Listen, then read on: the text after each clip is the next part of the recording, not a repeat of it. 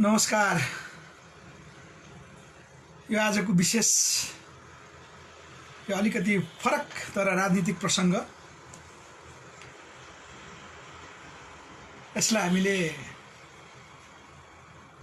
विशेष यस अर्थमा भनेका छौँ, अहिलेको निकै चर्चाको विषय एमसीसी। नेपाल सरकारले लिएको नीति आम सर्वसाधारण देशभक्त राष्ट्रवादी नेपालीहरूले विरोध गरिरहनु भएको यो एमसीसीको विषय र यो सरकारलाई चौतर्फी रूपमा दबाब एमसीसी कुनै पनि हालतबाट हैन, कुनै पनि हालतबाट, चाहे सिधा बाटो चाहे बाङ्गो बाटो पास नगर्न अहिलेलाई दिएको सुझाव भन्नुपर्छ। हामीले कुनै कारण पास भइहालेको खण्डमा के गर्ने भनेर समेत नेपाली जनताले चाहिँ भनिसक्नु भएको छ। के हुन्छ परिणाम भनेर पनि भनिसक्नु भएको छ। यसर्थमा हामी अलिकति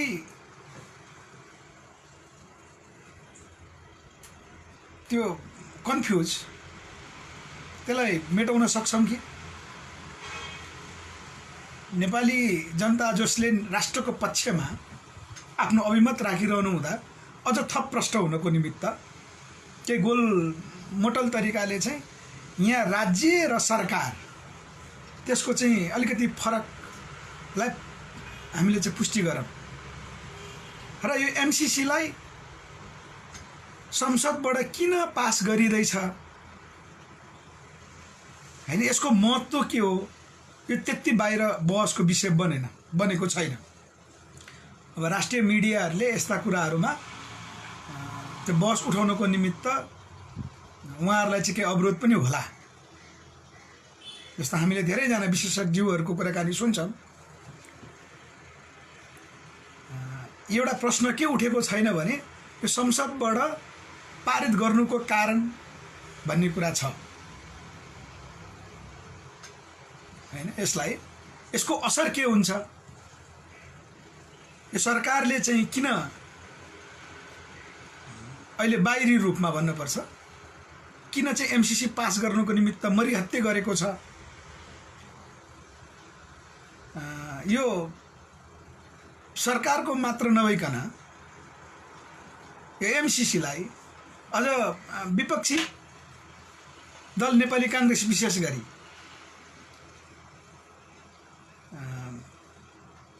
त्यो किन मरिहत्ते गरिरहेको छ भन्ने कुराहरू हामीले बुझ्नुपर्छ। यसका अर्थमा हामीले आज विशेष गरी राज्य र सरकार फरक हो, यसको असर के हुन्छ, प्रतिनिधि सभाबाट संसदबाट यो पास भयो भने के हुन्छ, यो विषयमा हामी विशेष कुराकानी गर्नेछौँ। र यही सन्दर्भ सँगसँगै जनताको स्वतन्त्र आयोग पीआईसी पिपुल्स इन्डिपेन्डेन्ट कमिसन भनेका छौँ। यो जागरण अभियान चलिरहेको छ अहिले। यो पनि संविधानको एउटा अङ्ग हामीले बनाउन चाहन्छौँ। त्यसको निमित्त हामी लबिङ गरिरहेका छौँ। अहिले जनतालाई बुझाउने क्रममा छौँ, राजनीतिक दलहरूलाई बुझाउने क्रममा छौँ, सरकारलाई पनि बुझाउने क्रममा छौँ। र पीआईसीले के गर्छ त संविधानको अङ्ग भएपछि, यस विषयमा हामी आज कुराकानी गर्नेछौँ। भोजराज खड्काजीले सुरुमा, म विषय प्रवेश गर्छु, सुरुमै आएको प्रतिक्रिया उहाँहरूको भनाइ के छ म लिन्छु। कृपया यो आजको अलिक विशेषै हुन्छ, यसलाई चाहिँ यहाँहरूले सेयर गरिदिनु हुन मैले अनुरोध गरेँ। किन हामी तथ्यविहीन कुराकानीहरू गर्दैनौँ। तथ्यविहीन कुराकानी गरेछौँ, आधारहीन कुराकानीहरू गरेछौँ भने त्यसको भागीदार म र हाम्रो पार्टी नेपाल हुन्छ र पीआईसीको सन्दर्भमा पीआईसीको पुरै टिम जिम्मेवार हुन्छ। हामीले गलत कुरा गरेछौँ भने जनताले हामीलाई कारबाही गर्नुपर्छ। त्यसकारण हामी पुरै जिम्मेवारपूर्वक प्रस्तुत हुन्छौँ। तथ्य बेगरका कुराहरू हामी राख्दैनौँ। तथ्य बेगरको गोलमोटल कुराहरू राखेछौँ भने हामीलाई सजाय दिने अधिकार तपाईहरूको आम नेपाली जनताहरूको देशभक्त नेपालीहरूको। यस अर्थमा हामी जिम्मेवारपूर्ण तरिकाले आफ्नो इमान्दारिताका साथ हैन अनुशासनमा रहेर हामीले कुराकानी राख्ने भएको हुनाले यसलाई सेयर गर्नु चाहिँ तपाईहरुको पनि दायित्व हुन्छ। त्यसकारण यसमा हामी स्वच्छ तर्क तथ्य र यहाँहरुको धारणा टिप्पणी प्रतिक्रिया हामी चाहन्छौं, त्यो पनि आओस् भन्नलाई हामी अनुरोध गर्दछौं। भोजराजजीले भन्नुभएको छ एमसीसी र पीआईसी पनि उस्तै हो, सबैभन्दा विधिको शासन राम्रो हो। यो तपाईको धारणा भयो। पीआईसी पनि उस्तै हो भन्नुभएको छ, होइन। यसमा अलिकति बुझ्नु होला। एमसीसी अहिलेलाई अमेरिकी सरकारको एउटा नियोग हो, त्यो हैन, निगम हो त्यो। त्यस अन्तर्गत नेपालसँग उले सम्झौता गरेको छ। पीआईसी नेपालको चाहिँ अहिलेसम्मको त्यो बहसको विषय छ। हामी अभियानको रूपमा यसलाई अगाडि बढाइरहेका छौं। संविधानकै एउटा अङ्ग नेपालको नयाँ राज्य प्रणालीभित्र हुने विधि, जसले चाहिँ शक्ति पृथकीकरणको सिद्धान्तलाई राज्यका निकाय, हामी संवैधानिक अङ्ग भन्छौं नि, राज्यका निकायहरूलाई जिम्मेवारपूर्वक आफ्नो कार्य गर्नको निमित्त सरकारको निकायहरू फरक हुन्छ है। राज्यको निकाय संवैधानिक निकाय, राज्यका निकाय पनि फरक हुन्छन्। त्यसकारण सरकार पनि राज्यको एउटा निकाय हो, अङ्ग हो, त्यसरी व्याख्या गर्नुपर्छ। त्यसकारण हामीले अहिले पीआईसी चाहिँ यही नै हो भन्ने कुरा आएन, त्यता लानुपर्छ भनेर बहस गरिरहेको हुनाले अहिलेलाई एमसीसी र पीआईसी एउटै भएन। पीआईसीले चाहिँ नेपालको सम्पूर्ण राष्ट्रको मुद्दालाई सम्बोधन गर्छ, यसले चाहिँ राज्य प्रणालीको चाहिँ बहस गर्छ, यस्तो हुनुपर्छ भनेर यसले बहस गरिरहेको छ। यो कुरा जानकारी गराएँ। निर्मल खवासजीले भन्नुभएको छ नेपाली कांग्रेसले मात्र होइन सरकारले नै लागेको परेको छ एमसीसी पास गराउनलाई। राजनीतिक पाटोलाई हेर्दा सर प्लिज म त्यही कुरा राख्दैछु है। एमसीसी नेपालमा पारित भयो भने के हुन्छ सर, म त्यही कुरा राख्दैछु। ल म विषय प्रवेश गरेँ। अरू यहाँहरुको कुराकानीहरू म लिन्छु। करिब आजको यो लामै होला, यहाँ अरू साथीहरूको कुराकानी के आउँछ, प्रतिक्रिया के आउँछ त्यसमा भर पर्छ। सबभन्दा पहिला त हामीले के बुझ्नु पर्यो भने राज्य र सरकार फरक कसरी हो। हामीले अहिले अनुमान गरेको के हो भने सर्वे सर्वा सरकार हो, अथवा अहिले बाहिर बहसमा आएको 2/3 सरकार छ, यसले जे गर्दा पनि हुन्छ हैन। संसदमा बहुमत भए पुगिहाल्यो, निर्णय गरे भइहाल्यो, कानुन जे बनाए पनि हुन्छ, सबै ठाउँमा सरकारले निर्णय गर्दा हुन्छ भन्ने बहस अहिले व्यापक रूपमा छ।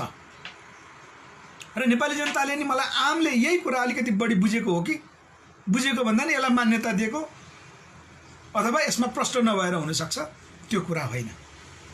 हामी त्यो कुरा राख्दैछौँ।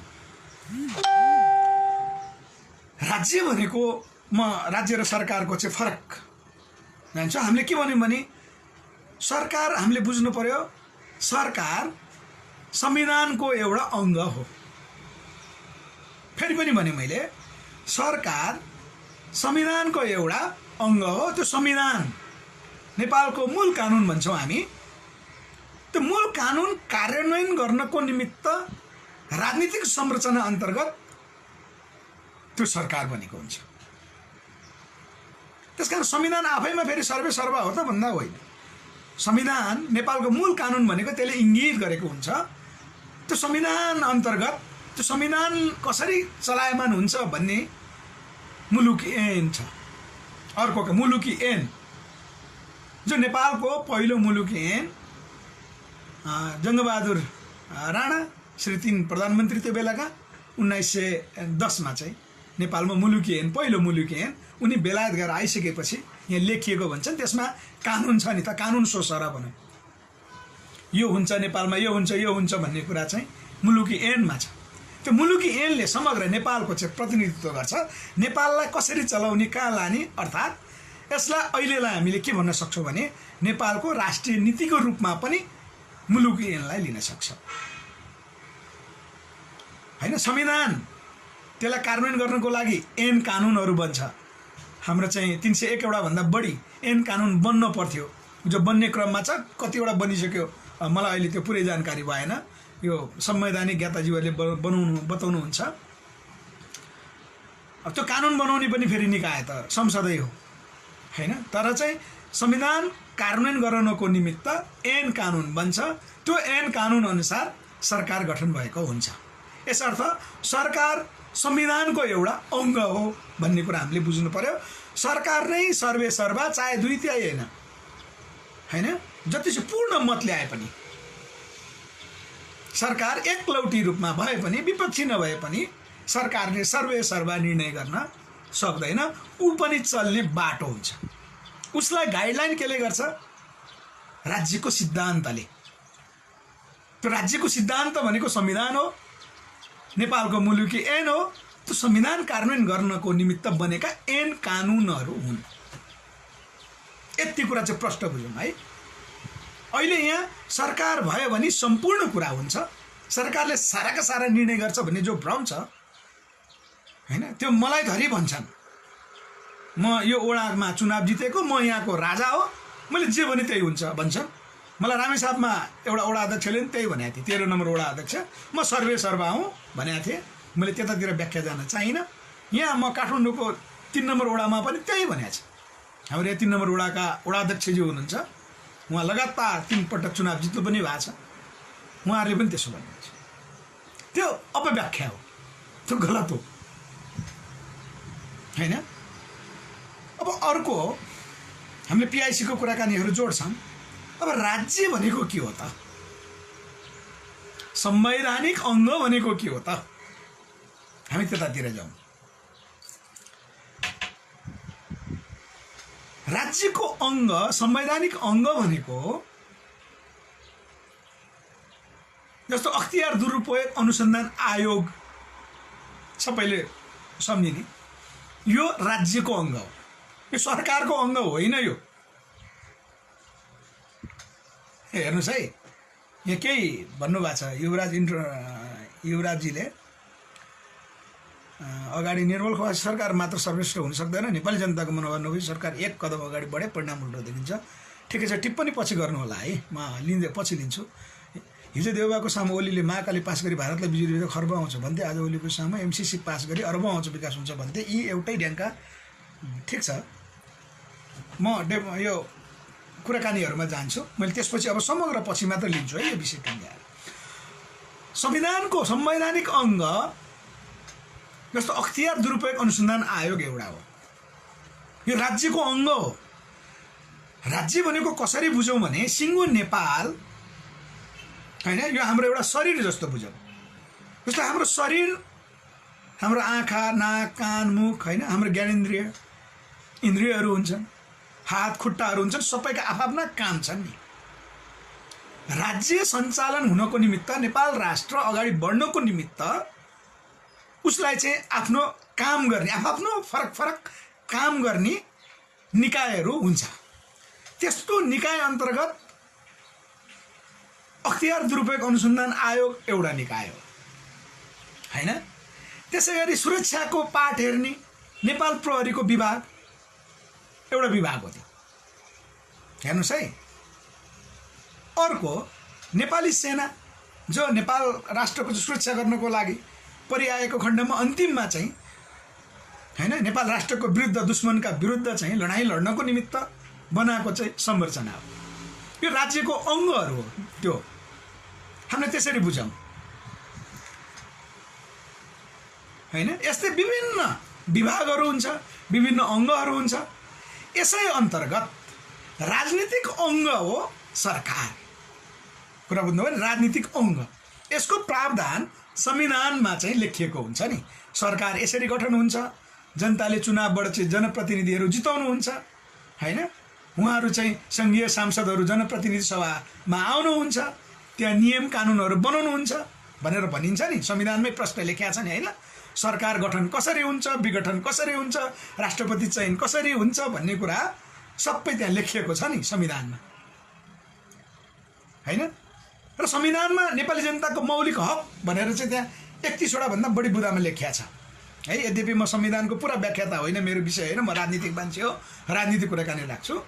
मौलिक हक भनेको पनि त्यो सरकारले दिएको मौलिक हक होइन। त्यो राज्यले नेपाली नागरिक भइसकेपछि नेपाली नागरिकलाई दिएको अनिवार्य त्यो उसको हक हो। त्यो राज्य सरकारको मातहतमा हुँदैन।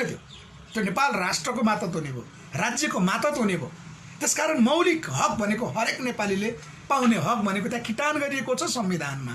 त्यसकारण राज्य भनेको संविधान हो। फेरि पनि बुझौँ है, संविधान भनेको राज्य हो, राज्य भनेको संविधान हो। त्यसलाई कार्यान्वयन गर्नको निमित्त, राज्यलाई चलायमान बनाउनको निमित्त, हाम्रो शरीरमा रगत सर्कुलेसन भइरहनको निमित्त, पारिरहनको निमित्त विभिन्न अङ्ग, देखिने अङ्ग नदेखिने अङ्गले काम गरेको जस्तै ऐन कानुन अनुसार कार्यहरू भएको हुन्छ। त्यो गर्नको निमित्त एउटा महत्त्वपूर्ण पार्ट हाम्रो शरीरको चाहिँ हातले एउटा काम गर्छ होइन, खुट्टाले अर्को काम गर्छ। हातले गर्ने काम खुट्टाले हुँदैन, काम चलाउ त हुन्छ होइन, त्यो त सङ्कटको बेलामा हुन्छ। हाम्रो यहाँ सङ्कटकालीन व्यवस्था छ नि, त्यो त होइन। हाम्रो ज्ञानेन्द्रियहरूको एउटा काम हुन्छ, इन्द्रियहरूको एउटा काम हुन्छ। त्यस्तै राज्यको विभिन्न चाहिँ निकायहरू हुन्छन्, विभागहरू हुन्छन्, अङ्गहरू हुन्छन्। त्यो अङ्ग अन्तर्गतको एउटा सरकार हो, त्यो अङ्ग अन्तर्गतको एउटा अख्तियार दुरुपयोग अनुसन्धान आयोग हो, नेपाल प्रहरी एउटा संरचना हो, नेपाली सेना एउटा संरचना हो होइन। विभिन्न विभागहरू हुन्छ नि, त्यसलाई चाहिँ बाँडिएको छ। फेरि अधिकार चाहिँ बाँडिएको छ।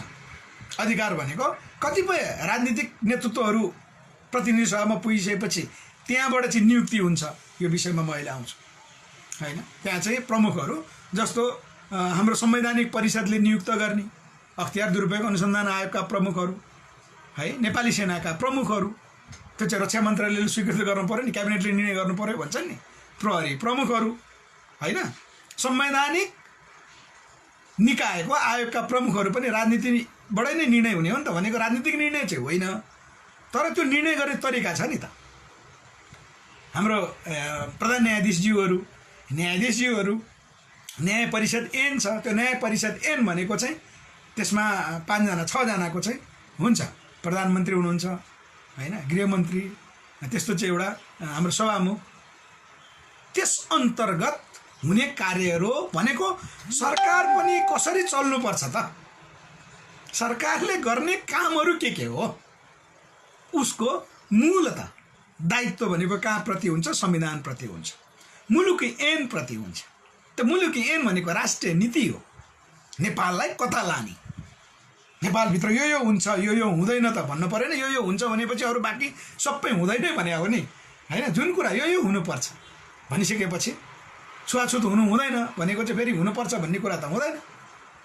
यस्ता थुप्रै विषयहरू छन्, चाहे भूमि ऐनका कुराहरू हुन्, चाहे चाहिँ आम नागरिकको अधिकारका कुराहरू हुन्, त्यसमा कारबाहीका प्रक्रियाहरू हुन्।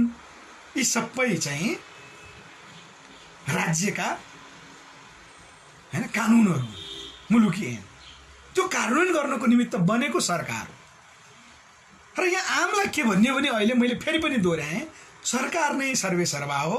हामीले चुनाव जितेको हो, चुनाव जितेपछि चाहिँ सबै कुरा गर्न पाइन्छ होइन। अनर्थ यसरी लाग्यो, चुनाव जितिसकेपछि उसलाई संविधान पनि लाग्दैन, ऐन कानुन पनि लाग्दैन। त्यही व्याख्या छ होइन। अहिले प्रयोग त्यही भएको छ नि होइन। यहाँ मुद्दा कसलाई चलाउने नचलाउने त्यो त सर्वोच्च अदालतको निर्णय हो नि त। प्रहरी प्रशासनले चाहिँ आफ्नो रिपोर्टहरू बुझाएको हुन्छ, कानुन त नै त्यसलाई तामेलीमा राख्ने निर्णय गरे हुन्छ। पछिल्लो उदाहरण छैन, हाम्रो अपहरण काण्ड भनिएको छ नि, हाम्रो के यादवजी, म त नाम पनि बिर्सेँ अस्ति, सङ्घीय समाजवादी पार्टीको, उहाँ अपहरणको मुद्दा चल्यो, मुद्दा निवेदन पनि पेश भयो, प्रहरीले चाहिँ त्यसको अनुसन्धान गर्यो एक चरणको। अब अहिले त्यसलाई चाहिँ महाधिवक्ताको कार्यालयले अहिले मुद्दा चलाउन नपर्ने भनिसकेपछि त्यो त्यहाँ थन्क्यो। ल हेर्नुहोस्, अब यहाँ भयो के त भन्दा सरकारले जे गरे त्यही हुन्छ भन्ने कुरा भयो कि भएन। संविधान त सर्वोच्च अदालतले त छानबिन गर्नु पऱ्यो नि, निर्णय सुनाउन पाउनु पऱ्यो नि, प्रहरीले अनुसन्धान गर्न पाउनु पऱ्यो नि, डिटेल अनुसन्धान जसको जिम्मेवारी छ।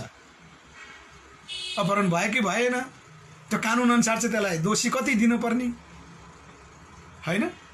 यस्ता थुप्रै छन्, चाहे वाइबडी काण्ड, चाहे सुनकाण्ड, चाहे निर्मला हत्याकाण्ड, चाहे हिजो अस्ति घटेको पश्चिम रुकुमको चाहिँ झाँझरकोट घटनाको। अब त्यो चाहिँ छानबिन आयोग बनिरहेको छ, त्यसको निर्णय त अहिले गर्न मिलेन, तर हामीले अनुमान त्यही गर्न पाउँछ। सरकारले जे भन्यो त्यही, यहाँ सरकार प्रमुख भएपछि सरकारले जे भन्यो त्यही हुन्छ। बाँकी कानुन ऐन चाहिएन, हामीलाई मुलुकी ऐन पनि चाहिएन, संविधान पनि चाहिएन। संविधान त भनेको सरकार हो, जनताले जिताए सरकार बन्यो र 2/3 नजिक पनि भयो, ठिक छ। तर यसको अर्थ यो होइन कि सरकार चल्ने पनि विधि छ नि, हामीले विधिको शासन भएन भनेको त्यही हो। तपाईहरुले भन्नुहुन्छ नि, आम नेपाली जनताले भन्नुहुन्छ विधिको शासन भएन, सुशासन भएन भनेको कहाँ हो त? त्यही हो। विधिको शासन सुशासन कहाँबाट प्रत्याभूति हुन्छ भन्दा संविधानको ऐन कानुन मान्यो भने विधिको शासन चल्छ, सुशासन त्यहाँबाट हुन्छ। अब संविधानले गाइडलाइन एउटा गर्छ, हेर्नुस्, मुलुकी ऐनमा एउटा छ, राष्ट्रिय नीति एउटा छ, निर्णय हुन्छ उल्टो भएको यसरी हो। त्यसकारण राज्य र सरकार फरक हो। यहाँ अहिले भइरहेको के हो भने सरकारले मैले जे गरे पनि हुन्छ, म जनप्रतिनिधि हो भन्ने कुरा जो छ यो कुरा गलत हो। यसलाई नेपाली जनताले चाहिँ यो हुन दिनुहुन्न। हामीले चुनाव जिताएको राजनीतिक नेतृत्व भन्दैमा उनीहरूलाई संविधान ऐन कानुन भन्दा बाहिर जाने हक अधिकार छैन भनेर जनताले बुझ्नु पर्यो। जनताले बुझ्ने भनेको त्यहाँ हो। र त्यो बुझ्ने भनेको के, उनीहरूलाई चाहिँ खबरदार है, संविधान ऐन कानुन भन्दा बाहिर जाने अधिकार तपाईँलाई पनि छैन जनप्रतिनिधि जो भन्नु पर्यो। हिजो अस्ति त्यही रुकुममै मैले न्युज हेर्दै थिएँ, कति नम्बर वडा, 13 नम्बर वडा अध्यक्ष भने जस्तो लागेको छ, नेकपाबाट जितेको, पहिलाको माओवादी हुनुहुन्थ्यो अरे। वडा अध्यक्षले बेलुका त्यहाँ रिपोर्ट आए अनुसार जाँड खाएर गएर वडा अध्यक्षलाई चाहिँ के बार लाउने भनेर चाहिँ प्रहरी चौकी नै बिचरा, त्यहाँ प्रहरी सीमित 2-3 जना 2-4 जना सुरक्षाको लागि चाहिँ बसेका प्रहरीको त्यो सबै भत्ता भुङ्न फालिदिएको छ। त्यो हो त? वडा अध्यक्ष त जितेपछि वडा अध्यक्ष चाहिँ राजा जस्तो मानेर राख्ने त होइन नि, एकलौटी राजा जस्तो भए, सर्वसर्वा भए, प्रतिगामी भए भनेर त हामीले जनताको हातमा अधिकार आएन भनेर 62-63 को आन्दोलन गरे होइन भने, जनहित गरे होइन। अब फेरि पनि जनप्रतिनिधिको नाममा त्यही भयो भने पुलिसले स्याल्युट ठोकेन, अब प्रहरीले चाहिँ त्यहाँ बाटो छेक्यो। बाटो छेक्यो त सुरक्षाको लागि हो नि, त्यो त राज्यको नीति नियमभित्र पर्छ नि त, सरकारको नीति नियमभित्र मात्र होइन, त्यो त राज्यको चाहिँ अनिवार्य दायित्व हो। राष्ट्रको सुरक्षा भनेको नागरिकको सुरक्षा गर्ने दायित्व प्रहरी प्रशासनको हुन्छ। आखिर उनकै भोटर्स त हो नि, चाहे 13 नम्बरको नभए पनि रुकुमको चाहिँ पश्चिम रुकुमको भोटर्स होइन। हिजो अस्ति चाहिँ त्यत्रो मान्छे बित्नु भएको, अनि बितेको ठाउँमा त्यही प्रहरी गएर होइन, चाहिँ सशस्त्र प्रहरी कहाँदेखि गोताखोरको टिम लिएर गएर त्यो डेथ बडी खोलाबाट निकालेको होइन, भेरीबाट निकालेको होइन होइन। प्रहरी चाहिन्छ नि त त्यसरी, आफ्नो जिम्मेवारी हुन्छ नि त। यहाँ त के भयो भन्दा सरकार प्रमुख 2/3 जितेपछि संवैधानिक अङ्गको नि अर्थ छैन, कार्यपालिका न्यायपालिका व्यवस्थापिका पनि अर्थ छैन, अरू कुनैको अर्थ छैन। अब यहाँ त कस्तो सर्वेसर्वा भयो भने हाम्रो कानुन पनि एक हिसाबले राज्य प्रणाली त्यस्तै बनिएको छ। यो बुर्जुवा, हामीले चाहिँ संसदीय व्यवस्थाले बुर्जुवा व्यवस्था पनि भन्छन्, त्यसकारण त्यहाँ चाहिँ प्रावधान पनि त्यही छ। अब कानुनै त्यस्तै बनाएको छन्, त्यो कानुन बदल्नको लागि त अब नयाँ शक्ति चाहिँ यो संविधानको चाहिँ सबभन्दा राम्रो पाटो नयाँ शक्ति 2/3 जितेको खण्डमा त्यो कानुन सबै बनाउन त मिल्छ, त्यसपछि मिल्छ। नत्र सबै संवैधानिक अधिकार जो सरकारले पाएको हुन्छ त्यसैले नियुक्त गर्ने हो। जस्तो अख्तियार प्रमुख होइन, संवैधानिक परिषदले नियुक्त गर्छ है, सरकारले नियुक्त गर्छ, विधि त छ तर नियुक्त गर्छ। त्यहाँ नियुक्त गर्दा के हुने भयो, राजनीतिक छत्रछायाबाट नै नियुक्त गर्ने, खुला प्रतिस्पर्धाबाट त हुँदैन। त्यसकारण हामीले चाहिँ के भन्यौँ भने अख्तियार प्रमुख राज्यका निकायहरू, राज्यका अङ्गहरू खुला प्रतिस्पर्धाबाट नियुक्त गर्नुपर्छ, राजनीतिक निर्णय हुन हुँदैन भनेको प्रतिनिधि सभाले, क्याबिनेटले, कार्यपालिकाले नियुक्त गर्ने जो कानुन छ यसको हामीले विरोध गर्नुपर्छ। मैले फेरि पनि भने है, संवैधानिक आयोगका प्रमुखहरू हेर्नुहोस् है, जस्तो हाम्रो टियुका प्रमुखहरू भिसीहरू नियुक्त हुन्छ होइन, विभिन्न प्रतिष्ठानमा भिसीहरू नियुक्त हुन्छन्, त्यो राज्यका अङ्गहरू हो नि, सरकारको अङ्ग होइन। नियुक्ति त्यहाँ के हुन्छ, राजनीतिक नियुक्ति सोच र हामीले कानुन यस्तो बनायौँ, संविधान कार्यान्वयन गर्ने क्रममा कानुनै त्यस्तो बनायौँ, त्यसकारण हामीले संविधान पुनर्लेखन हुनुपर्छ भने त्यहाँ हो। त्यो फेरि संविधान पुनर्लेखन भनेको चाहिँ यहाँ प्रतिक्रियावादी सत्ता 62-63 को आन्दोलनको उपलब्धिलाई चाहिँ निपट्यान्न पार्ने गरी होइन, जो हामी चाहिँ संविधान सभाको कुराकानी गर्दा नि हामी जेलमा परे हो नि। हामीलाई चाहिँ तत्कालीन राजावादीहरू राज संस्थाले चाहिँ हामीलाई दबाएको होइन, त्यसका विरुद्ध चाहिँ माओवादीले जनयुद्ध गरेको होइन हो। र माओवादीको नेतृत्वले धोका दिँदै अर्को कुरा हो। त्यो माओवादी सिङ्गो आन्दोलनै वैदेशिक शक्तिको चक्रव्यूहमा परे अर्को कुरा हो। प्रतिक्रियावादी स्वीकार्ने त कुरा हुँदैन नि। दलाल नोकरशाहहरूको एक लौटी उनीहरूले जियो भने त्यही हैकमवादी हैन। एयरपोर्टमा नि चेक नहुने, अन्तर्राष्ट्रिय जाँदा नि चेक नहुने, बाहिरबाट जे सामान लिएर आए पनि चेक नहुने त हुँदैन नि। जसरी अहिले राजनीतिक दलका चाहिँ नजिकका व्यापारी भन्नेकाहरू ट्याक्स हेभनबाट लगानी भित्र्याउँछन्, तर चेक गर्न त पाइयो नि त। होला राष्ट्र ब्याङ्कले नियमन गर्छ हैन, राष्ट्र ब्याङ्कलाई प्रेसर दिएर त्यो खुलाउँछन् अर्को कुरा हो, तर कानुनले त दिँदैन नि।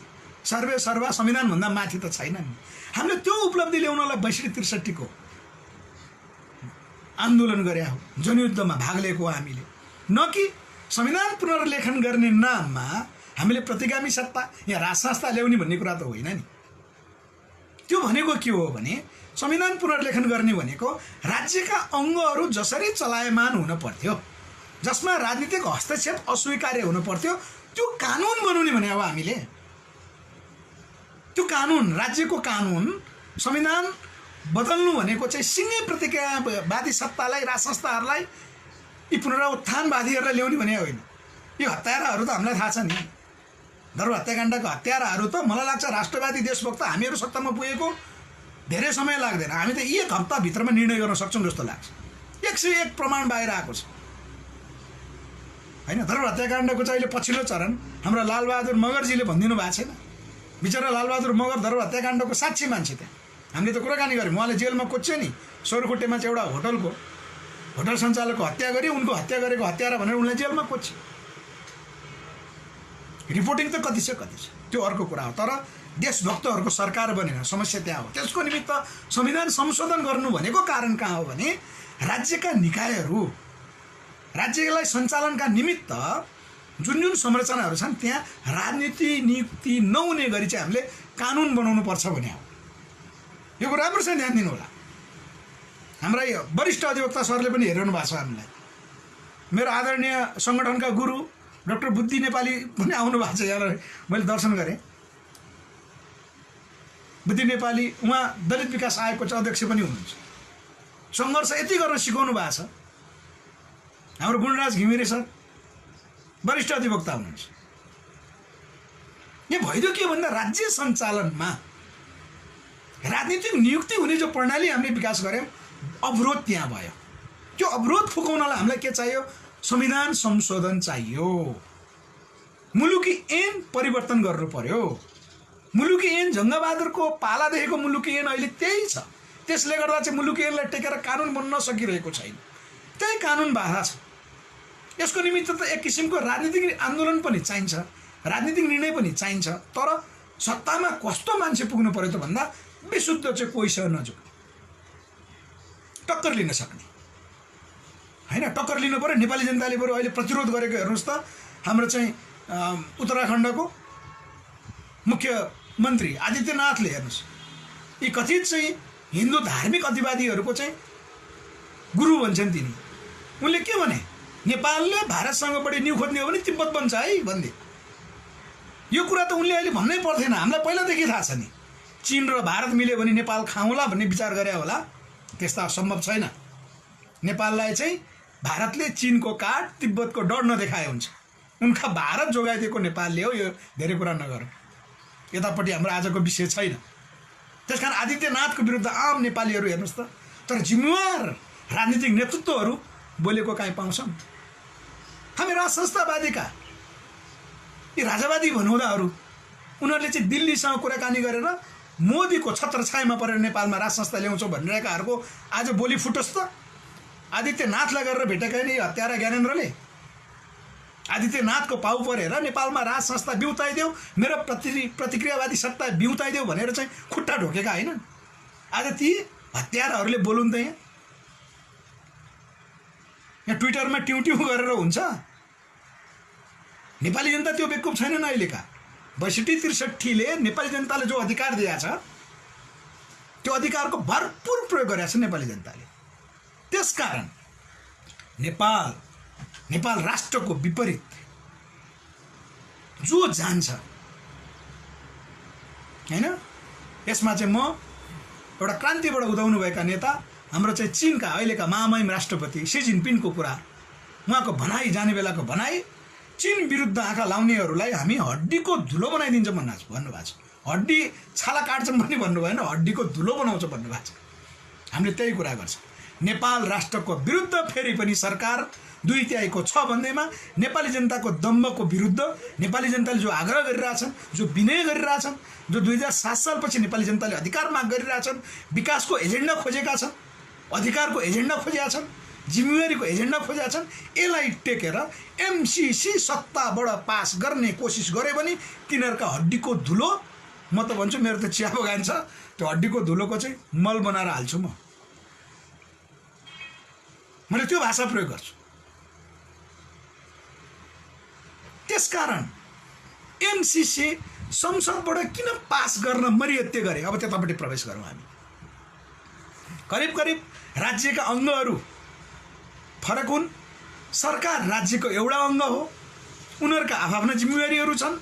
त्यहाँ एकले अर्कोलाई हस्तक्षेप गर्न हुन्न, जो कुरा हामीले भन्यौँ यसमा प्रष्ट हौँ। त्यसकारण सर्वे सर्वा सरकार होइन, सर्वे सर्वा ऐन हो, कानुन हो, नेपालको संविधान हो, नेपालको मुलुकी ऐन हो।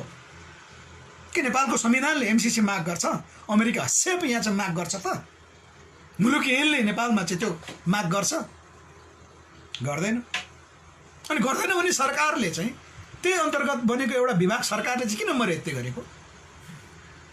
पैसा छैन भने संविधानलाई माग नि त। उसो भए ल, संविधानले बनाएको राज्यसँग माग, त्यो भनेको नेपाली जनतासँग माग त। मलाई भन्दै हुनुहुन्थ्यो मलेसियाका साथीहरू जो त्यहाँ श्रम गर्नुभएको छ, अरूको घरमा, त्यहाँ अरूको फ्याक्ट्रीमा पाले काम गरिरहनु भएको छ, सेक्युरिटी गार्ड, अलिकति सम्मानित शब्द, मैले अलिकति नेपाली भएको हुनाले ठाडो शब्द प्रयोग गरेँ, मलाई माफ गर्नु होला त्यहाँका साथीहरू, जो पाले काम गरिरहेको छ, अर्काको घरको सुरक्षा गरिरहनु भएको छ, उहाँहरूले भन्नुभएको छ कि नेपाल सरकारलाई 55 अरब पैसा चाहिएकै हो त। 55 अरबले चाहिँ हैन, यदि मेरो राष्ट्र सार्वभौम अधिकार, मेरो राष्ट्रको जोगिन्छ भने हामी मलेसियाबाट चाहिँ कति हुन्छ? हामी यहाँ 9 लाखभन्दा बढी मलेसियामा श्रम गरिरहेका छौँ, हाम्रो सङ्गठन छ। म नेपाल सरकारलाई आह्वान गर्छु, मलेसियाबाट नै हामी 55 अरबभन्दा बढी पैसा दिन्छु भनेर त्यहाँका साथीहरूले भनिरहनु भएको छ। अन्तका साथीहरू पनि त्यही भनिरहनु भएको छ, औपचारिक रूपमा बाहिर बोलेका छैन। मलेसियामा चाहिँ मैले सुनेअनुसार त्यहाँका राजदूतावासमा एउटा ज्ञापन पत्र बुझाउन जाँदै हुनुहुन्छ उहाँहरू। उहाँहरूको भनाइ एमसीसी कुनै हालतमा पास गर्नुहुन्न है भन्नुभएको छ। उहाँहरूले किन हुन्न? त्यहाँको लेबर काम गर्ने मान्छेलाई चिन्ता छ नेपाल राष्ट्रको। आज हामी नेपालमा सर्वे सर्वा भनाउँदाहरू, राजनीतिक विश्लेषक भनाउँदाहरू हामीले चाहिँ एमसीसीको पक्षमा कुराकानी गर्न मिल्छ? उहाँहरूलाई चिन्ता के छ? उहाँहरूको राजनीतिक सोचबुझ कति छ हेर्नुहोस्। 62-63 को परिवर्तनको सोचबुझ एउटा अरूको देशमा चाहिँ लेबर काम गर्ने, श्रम काम गर्ने, पाले काम गर्नेलाई पनि कति थाहा छ? एमसीसी संसदबाट पास गर्यो भने संविधानको अङ्ग बन्छ भन्ने चेतना ती नागरिकलाई छ, नेपाली नागरिकलाई। फेरि पनि भने मैले, एमसीसी संसदबाट पास भयो भने त्यो संविधानको अङ्ग बन्छ।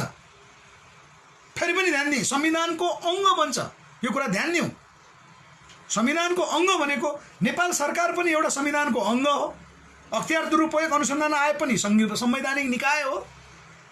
नेपाली सेना, नेपाल प्रहरी जस्तै विभिन्न चाहिँ विभागहरू सम्पूर्ण चाहिँ राज्यका अङ्गहरू हुन्। त्यसै गरी संसदबाट कानुन त यो पास, एमसीसी पास हुने बित्तिकै त्यो पनि हाम्रो संविधानको अङ्ग बनिसकेपछि अब भन्नुहोस् त्यसको कानुन त के हुन्छ? हामीले बाहिर एमसीसीको जो नेपाल सम्झौता भनेको त कानुन सोसर हुन्छ भनेको छ। त्यो कानुन बनाइरहनु पनि पर्दैन। सम्झौता भने गर्ने बित्तिकै अटोमेटिक लागिहाल्छ त्यो कानुन। जब एमसीसी संसदबाट पास हुन्छ त्यो संविधानको अङ्ग हुन्छ भनेको नेपाल सरकार जसरी अहिले चलिरहेछ नि, फङ्सन भइरहेछ नि, त्यस्तै गरी एमसीसी फङ्सन हुन्छ भनेपछि त्यसको कानुन उसको छुट्टै स्वायत्त अधिकार हुन्छ। नेपाल सरकारको छुट्टै अधिकार भएको जस्तै, अख्तियार दुरुपयोग अनुसन्धानको आफ्नो ऐन कानुन भएको जस्तै, नेपाल प्रहरी, नेपाली सेनाको आफ्नो चाहिँ विधि विधान ऐन कानुन भएको जस्तै एमसीसीको पनि आफ्नो विधि विधान छ, जसलाई हामीले अहिले भनिरहेको नेपालको कानुनलाई चाहिँ अमेरिकी कानुनले हस्तक्षेप गरेको हुन्छ भन्ने कुरा जो आएको छ त्यही हो। संवैधानिक हैन तरिकाले चाहिँ अगाडि बढ्ने बित्तिकै, संविधानको अङ्ग बन्ने बित्तिकै के हुन्छ? अब नेपाल बाँकी रहन्छ।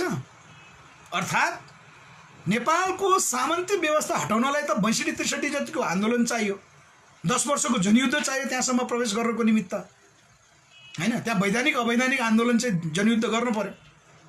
त्यही क्रममा चाहिँ त्यहाँ एउटा दुर्भाग्य घटना चाहिँ अब मर्न नपर्ने नमर्न पर्ने मान्छे पनि मार्न परेको बाध्यता त्यही हो। त्यसको जगमा चाहिँ 62-63 को आन्दोलन उठ्यो। किन?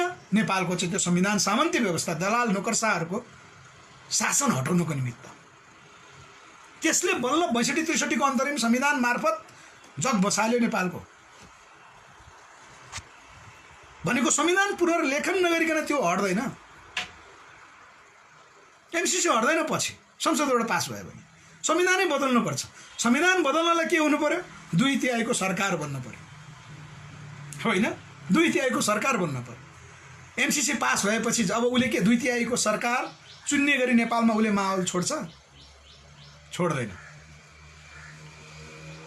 प्रश्न यहाँ हो। त्यसकारण हामीलाई 55 अरब अमेरिकाले दिने अनुदानसँग सरोकार भएन। हामीले सबभन्दा प्रमुख सरोकार प्रतिनिधि सभाबाट संसदबाट पास हुने बित्तिकै यो संविधानको अङ्ग बन्छ। मूल समस्या यहाँ हो।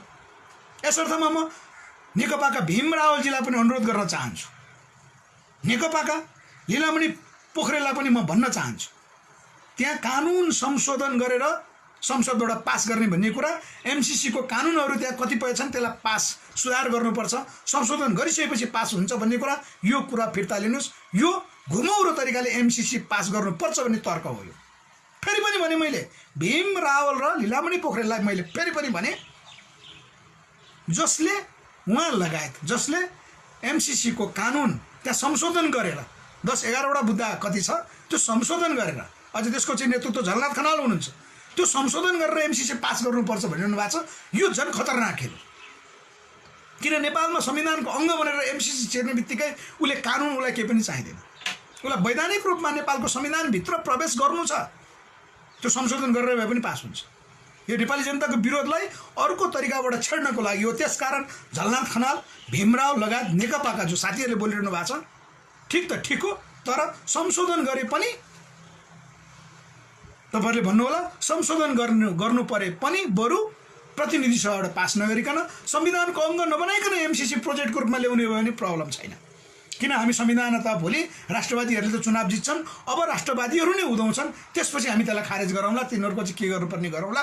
तर संविधानको अङ्ग भइसकेपछि हामीले सक्दैनौँ। यहाँ आन्दोलन उठ्न सक्दैन। जसरी 62-63 भन्दा अगाडि जनयुद्धको जो आन्दोलन उठ्यो, जनयुद्ध चाहिँ त्यत्तिकै उठेको होइन। यस अर्थमा म त्यसका नेतृत्व चाहिँ तत्कालीन नेतृत्व प्रचण्ड लगायत, बाबुराम लगायत, मोहन वैद्य, किरण लगायत उहाँहरूको त्याग र तपस्याको निमित्त र त्यसमा भाग लिने जो जनयोद्धाहरू हुनुहुन्थ्यो, जो शहीदहरू हुनुहुन्छ, उहाँहरूप्रति हार्दिक म भावपूर्ण श्रद्धाञ्जली अर्पण गर्दै यहाँ बेपत्ता र शहीदका परिवारहरूको निमित्त चाहिँ हामीले विशेष रूपमा ध्यान दिनुपर्छ पनि भन्दछु। विशेष गरी ती क्षेत्रका साथीहरू जो जनयुद्धमा होमिनु भयो, उहाँहरूको लागि म स्यालुट गर्न चाहन्छु। अब अमेरिकी आयो भने तिनीहरूका विरुद्ध हामीले जनयुद्ध गर्न सक्छौँ? प्रश्न यहाँ हो। हामीले नेपालभित्रकै सामन्तका विरुद्ध लड्न त त्यत्रो त्याग र तपस्या गर्नु पर्यो। यहाँ 17,000 मान्छे मार्दाखेरि यत्रो मान्छे मारे भनेर हत्यारा भन्नेहरू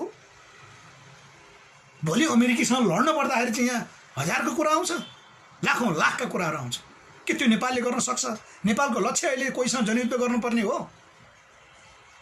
नेपाललाई विकासको समृद्धिमा लानुपर्ने राष्ट्रिय नीति बनाएर भएको उपलब्धिलाई चाहिँ रक्षा गर्दै अरू नपुगेका कुराहरू संविधान संशोधन मार्फत अगाडि बढ्न पर्ने शक्ति बन्न पर्ने बेलामा हामी चाहिँ यहाँ एमसीसीका विरुद्ध को आउँछन् उनीहरूको चाहिँ पिछा गर्नुपर्ने। नेपालबाट चाहिँ चीनको चाहिँ असुरक्षा कति भयो हामीले हिसाब गरेर बस्नुपर्ने, भारतको असुरक्षा कति भयो हामीले हिसाब गरेर बस्नुपर्ने हाम्रो काम हो। त्यो किन गर्न दिने? त्यो झन्झटमा किन फस्ने हामी?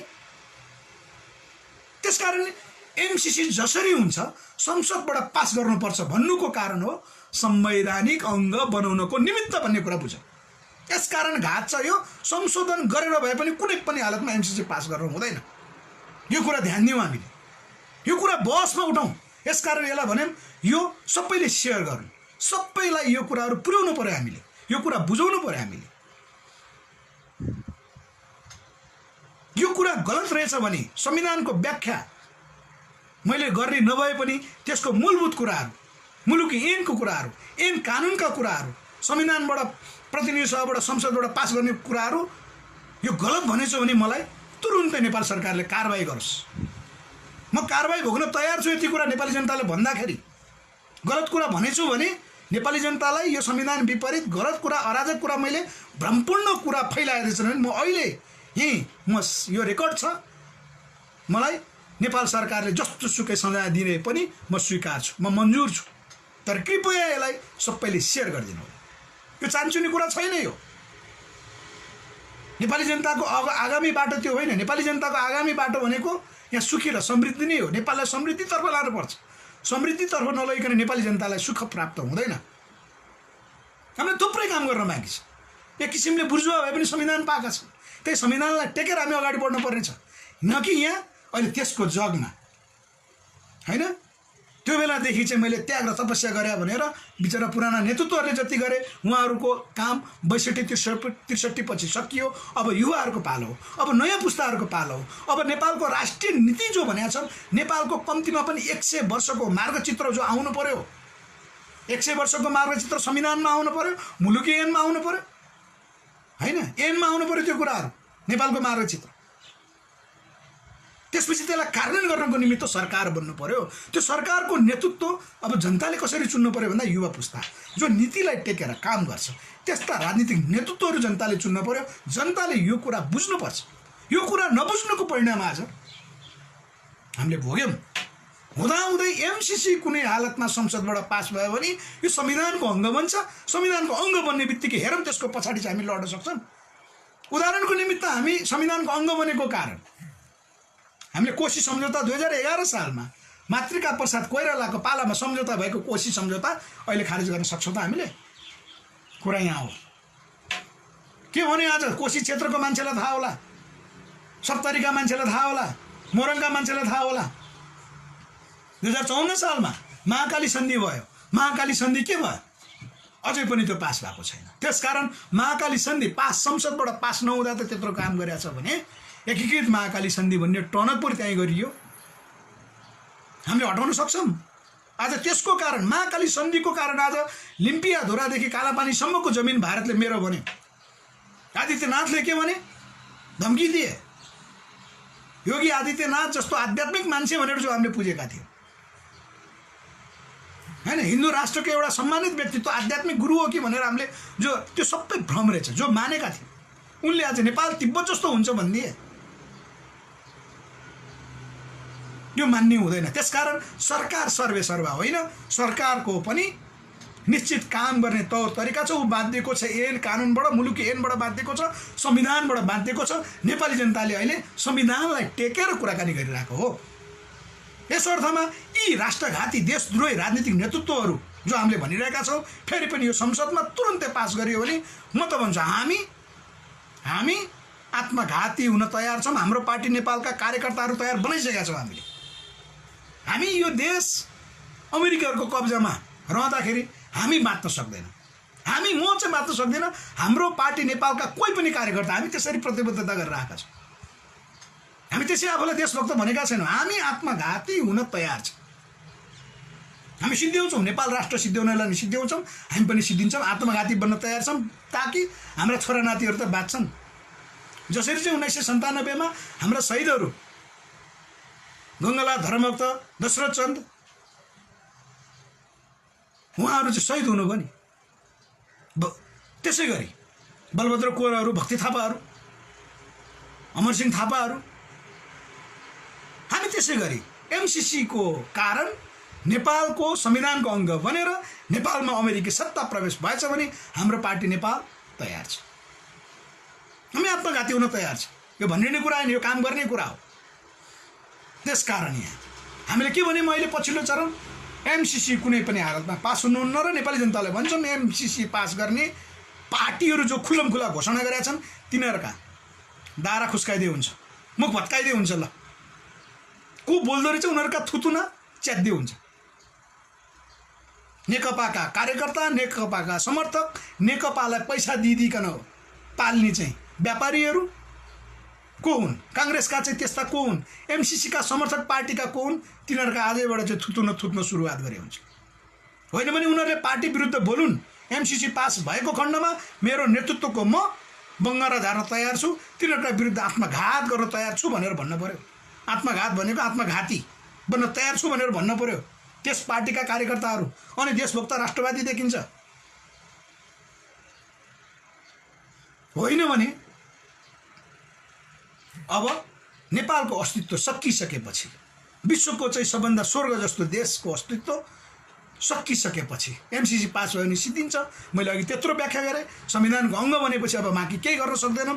हामीले भनिसक्यौँ कुनै कारणले त्यो आज पास हुन्छ भने आजको भोलि नै त्यस्ता पार्टीका नेताहरू र तिनीहरूका समर्थकहरूको विरुद्ध हामी पनि त्यही अनुसारले चाहिँ आक्रमण गर्न सुरुवात गर्नै पर्छ।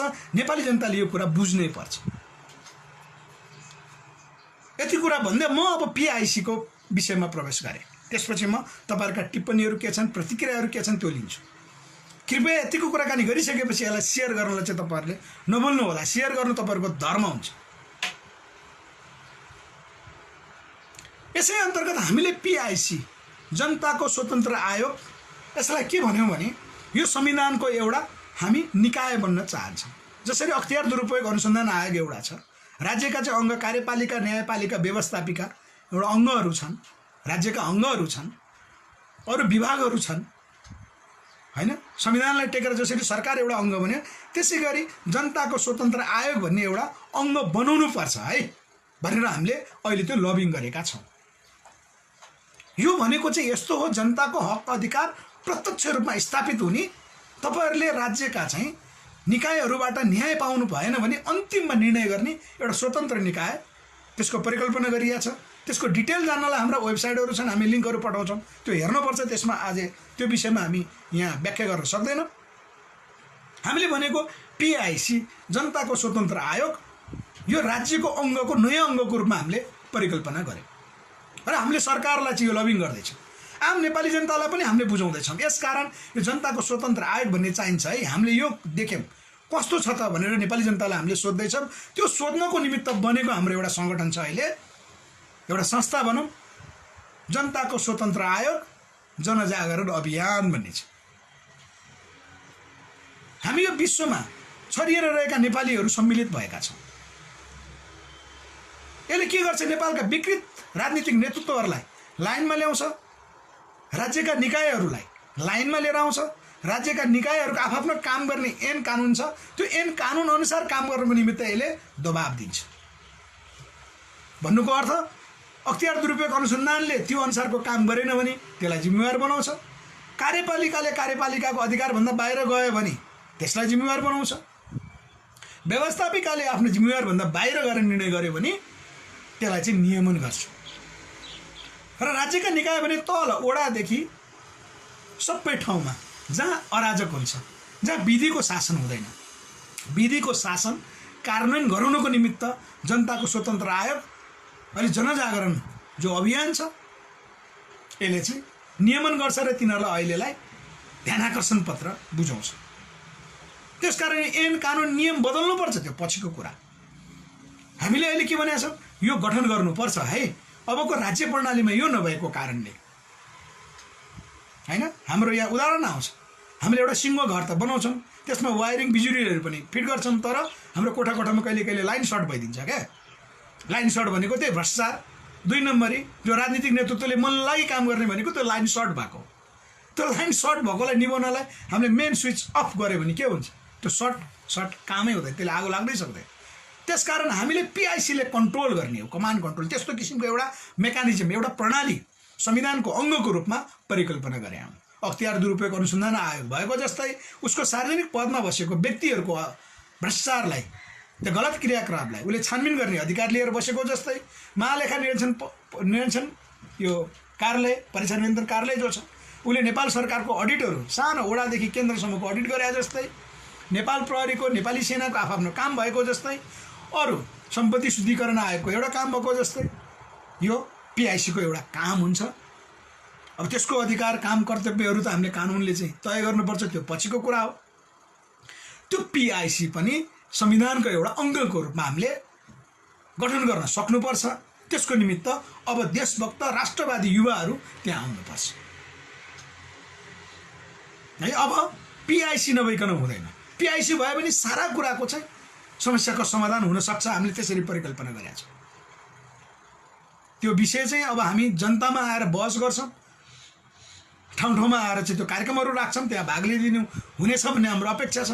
हामी विभिन्न सहरमा आउँछौँ, पत्रकार सम्मेलन गर्छौँ, हाम्रा कुराहरू राख्छौँ, जनताको कुराहरू लिन्छौँ र यसलाई फाइनल गर्छौँ। यो अहिले प्रस्तावित जनताको स्वतन्त्र आयोगको एउटा डकुमेन्ट बनेको छ, त्यो वेबसाइटमा उपलब्ध छ, त्यो प्रस्तावित रूपमा छ, त्यसलाई हामी संशोधन गर्न पनि चाहन्छौँ हैन। त्यसकारण हामीले के भन्यौँ भने यो जनताको स्वतन्त्र आयोग PIC संविधानको अङ्ग हुनुपर्छ। हामीले त्यतापट्टि लबिङ गरिरहेका छौँ। यहाँ MCC पास भयो भने के हुन्छ भन्ने कुरा मैले गरेँ। राज्य भनेको फरक हो, राज्यको चाहिँ अन्तर्गत एउटा निकाय हो नेपाल सरकार भने यो भनेका कुराहरू गलत रहेछन् भने म सजाय भोग्न तयार छु। गलत कुरा समाजमा मचाउन पाइँदैन। जो अहिले अभियानको नाममा जोहरू हुनुहुन्छ उहाँहरूले अलिकति भ्रमपूर्ण कुराहरू गर्नुभएको छ। आन्दोलित जनतालाई हैन केही गलत कुराहरू दिइरहनु भएको छ। उहाँहरूलाई म अनुरोध गर्छु एकपल्ट यो हाम्रो अन्तर्वार्तालाई सुनिदिने कि अनि बहस गर्ने कि हाम्रो अनुरोध छ। यति भन्दै आजको यो विशेष कुराकानी मैले अन्त गरेँ। तपाईँहरूको यहाँको एकपल्ट म टिप्पणीहरू पढ्छु, कृपया यसलाई सेयर गरिदिनु हुन मैले अनुरोध गरेँ। सबैमा आज पुर्याउँ यसलाई। म हाम्रो पार्टी नेपालको यो युट्युब च्यानल छ त्यसमा पनि हाल्छु। धेरै त सब्सक्राइबरहरू हुनुहुन्न, हाल्छु। हामीले बिस्तारै चाहिँ बोलाउनु छ। सधैँ कुरा हामी सही कुरा गर्ने मान्छेहरूको थोरै हुन्छ सङ्ख्या, यसमा समस्या भएन।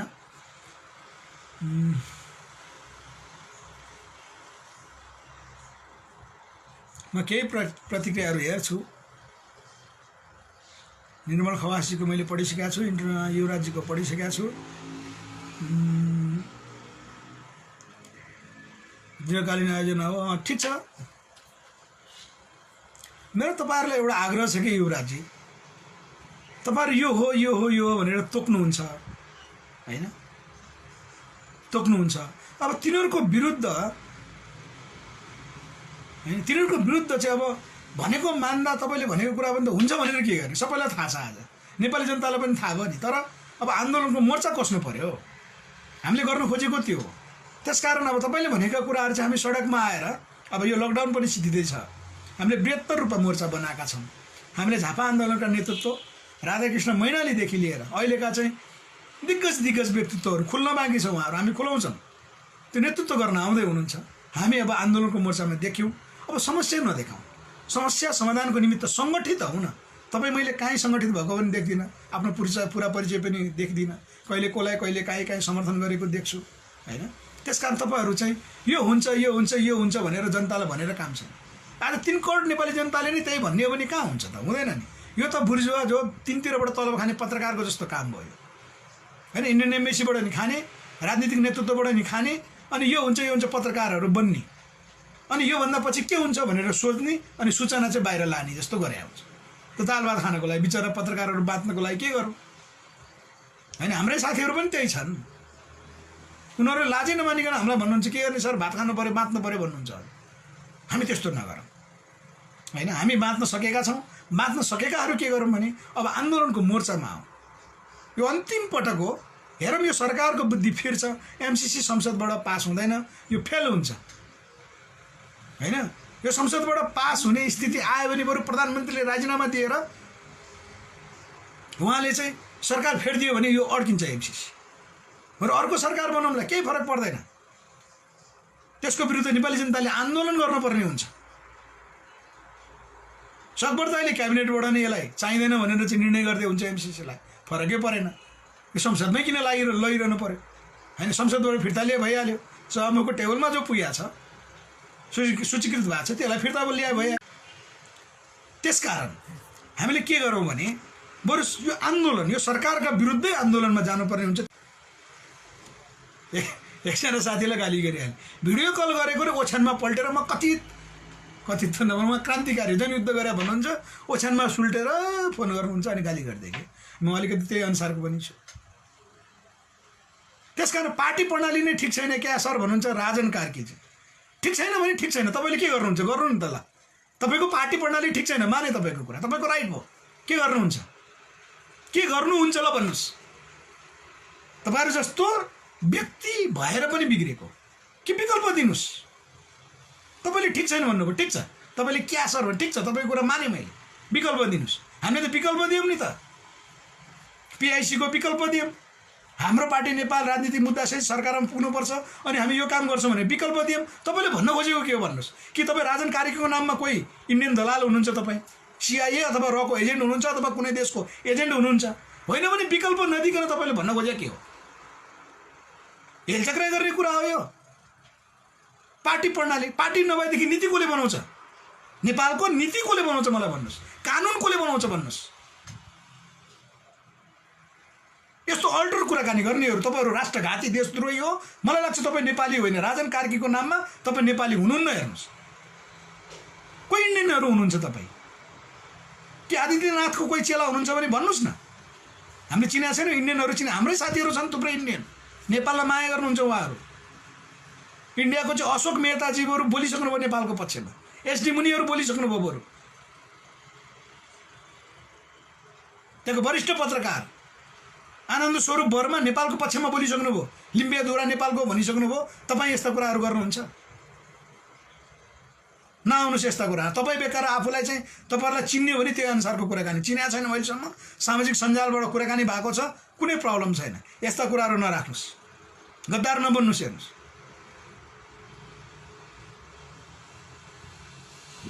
तपाईँलाई योभन्दा पटक पनि, पहिला पनि भने मैले, धेरै पटक भने हो, यति गाली गर्ने हैसियत तपाईँलाई म राख्छु। यहाँ साथीहरू साक्षी हुनुहुन्छ। के को लागि दलाली गर्ने हामीले?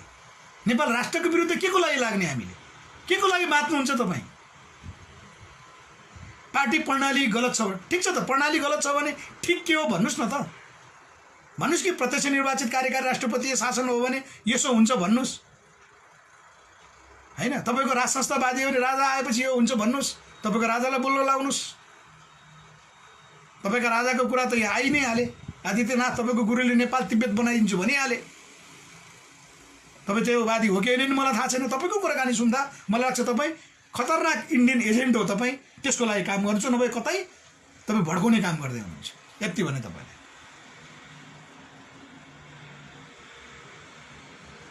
ओम हरिदेव कोटाले भन्नुभएको छ एमसिसी विरुद्ध मोर्चा कसैकै हो। हामी सत्ता बदल्नेसम्म, राजनीतिक नेतृत्व सिद्ध्याउनेसम्मको मोर्चा बन्दैछ।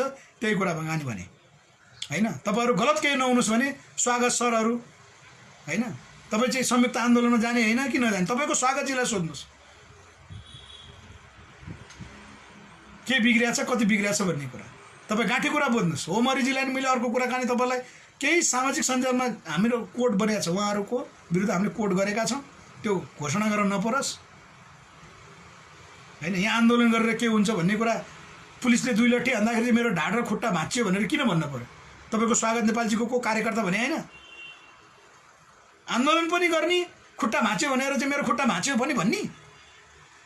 म त भन्छु गोली हान्न पर्थ्यो प्रहरीले। त्यहाँ संयमित भएको छ नेपाल प्रहरी। त्यो बेलामा प्रहरीलाई म त स्याल्युट गर्छु। त्यो ठाउँमा आन्दोलन गर्ने तरिका हुन्छ।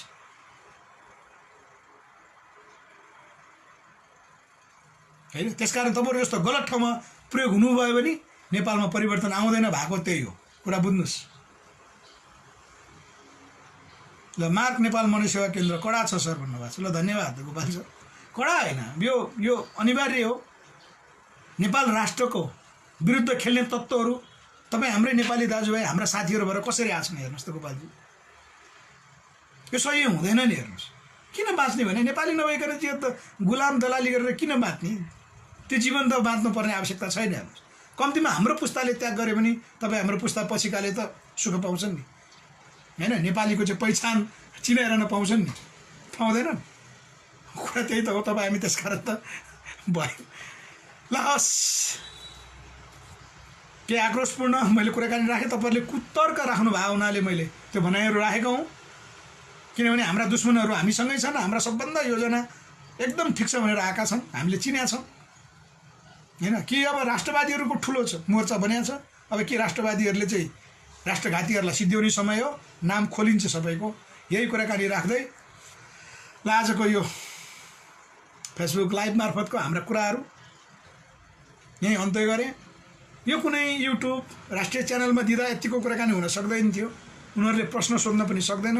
उहाँहरू प्रश्न सोध्न पनि निश्चित दायराभित्र बाँधिनुपर्ने हुन्छ, त्यो कुरा हामीलाई थाहा छ।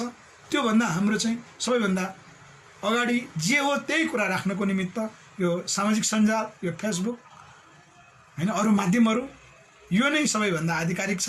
यही मार्फत आयौँ, यसैलाई प्रचार प्रसार गरौँ। अरू बाँकी तपाईँहरूको प्रतिक्रियाहरू के आउँछ, अरू मैले पटक पटक भन्ने गरेका छु, मेरो सामाजिक सञ्जालमा तपाईँहरू कुराकानी गर्न सक्नुहुन्छ। हाम्रो फोन सम्पर्कहरू हामीले छोडेका छौँ, फेरि पनि म भन्छु, हामीलाई सिधै सम्पर्क गर्नुहोस्। हाम्रो सम्पर्क गर्दा के अरे हामीलाई सम्पर्क गरिरहनु हुँदा, हाम्रो कोही साथीहरूसँग सम्पर्क गरिरहनु हुँदा तपाईँहरू फेरि ख्याल गर्नु होला, गलत तरिकाले गर्नुभएछ भने हामीलाई जसले गर्नुहुन्छ उहाँहरूको पनि हामी नोट चाहिँ गर्छौँ। उहाँ कस्तो हो, कहाँबाट आउनुभयो, त्यो नोट गरेर हुन्छौँ। यो कुरा पनि तपाईँहरूलाई मैले पहिले भनिदिएको छु। हाम्रो सम्पर्क नम्बर 98 082 11898 98 11898। हाम्रा सामाजिक सञ्जालहरू खुल्ला छन्। मेरो मेसेन्जर बक्समा आउनुहुन्छ, म जहिले कुराकानी गर्छु, इमान्दारपूर्वक कुराकानी गर्छु, हाम्रो सङ्गठनका कुराकानीहरू गर्छौँ। अब हाम्रो प्रतीक्षाको घडी, यो कोरोना सङ्क्रमण सकिँदैछ। यो कोरोना सङ्क्रमण सकिने बित्तिकै प्रतीक्षाको घडी पनि सबैको सिद्धिन्छ। बृहत्तर राजनीतिक आन्दोलनको सुरुवात हुने सुखद समाचार भन्दै म बिदा भएँ। मैले अन्तिममा भने यसलाई सेयर गरिदिनु होला है त। हस्, नमस्कार, जय होस्।